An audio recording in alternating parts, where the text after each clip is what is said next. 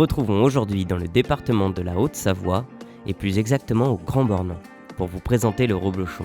Son origine commence au XIIIe siècle, dans les vallées de Thônes. Le reblochon doit son nom à la rebloche, qui signifie pincer les pieds de la vache une seconde fois. À l'époque, les propriétaires terriens percevaient une redevance sur le nombre de pots de lait produits par jour. Et pour faire diminuer cette dernière, les fermiers pratiquaient une traite incomplète. Une fois le contrôle passé, ils procédaient à une seconde traite. Le lait était alors très riche en crème et donc parfait pour le fromage.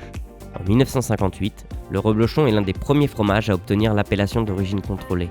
Et nous partons aujourd'hui à la rencontre de la famille Missilier pour nous expliquer toutes les spécificités de ce fromage. Aujourd'hui, on est sur une exploitation d'environ de 45 vaches laitières et on transforme tout notre lait, principalement en reblochon.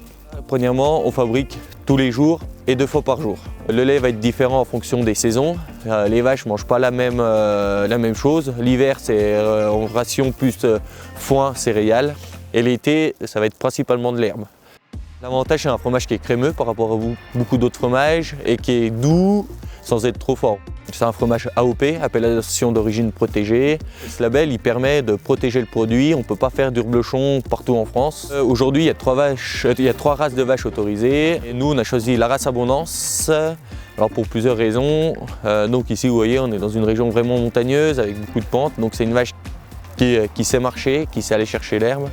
Et après, au niveau de sa fromageabilité du lait, elle a les taux de matière grasse et de matière protéique rapprochés par rapport à beaucoup d'autres races, donc ce qui nous permet d'avoir un lait qui est plus facile à transformer.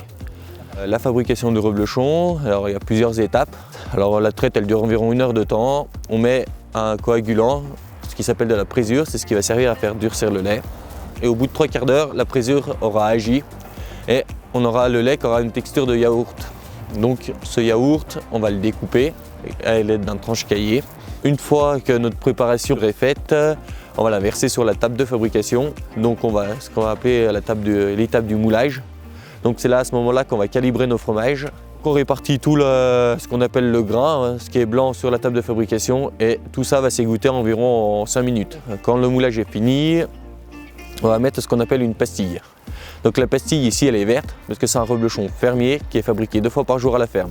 Des fois dans le commerce, vous verrez un reblochon, principalement c'est surtout ce qu'on trouve, un reblochon avec une pastille rouge. C'est un reblochon laitier qui est fabriqué dans les laiteries et c'est le lait de plusieurs troupeaux qui est transformé. En tout, aujourd'hui, ça se fait 17 000 tonnes de reblochon. Il y a en gros 3 000 tonnes de reblochon fermier et le reste, c'est le reblochon laitier. Donc ensuite, la pastille mise, on met un couvercle pour protéger le fromage et on va le presser pendant environ une demi-journée. 10 heures après, on repasse à l'étape du démoulage. Donc on enlève les reblochons du moule qui vont passer environ 2 heures de temps en saumure. Donc saumure, c'est un bas d'eau et de sel. Le sel qui sert d'abord au croûtage, au goût et à la conservation, donc c'est très important. Et ensuite, ils vont passer dans ce qu'on appelle une salle de préaffinage, ce qui s'appelle le séchoir. Donc là, ils vont être retournés tous les jours pendant 6 jours. Et au bout de ces 6 jours, ils vont être lavés, brossés. Quand on les passe en cave, il y a une fine croûte blanche qui s'installe au bout de 15 jours de cave. Et là, ils vont être retournés une fois tous les 2 jours pour qu'il y ait un croûtage vraiment homogène ensuite de ces 3 semaines. Produit de reblochon, on dit que c'est un des fromages le plus difficile à produire. Donc c'est vrai que quand on arrive à faire un bon reblochon, c'est toujours une fierté. On se dit voilà, on est arrivé à un équilibre entre le lait de nos vaches de qualité et après nous derrière qu'on arrive à transformer ce lait-là et à arriver à en faire un reblochon idéal.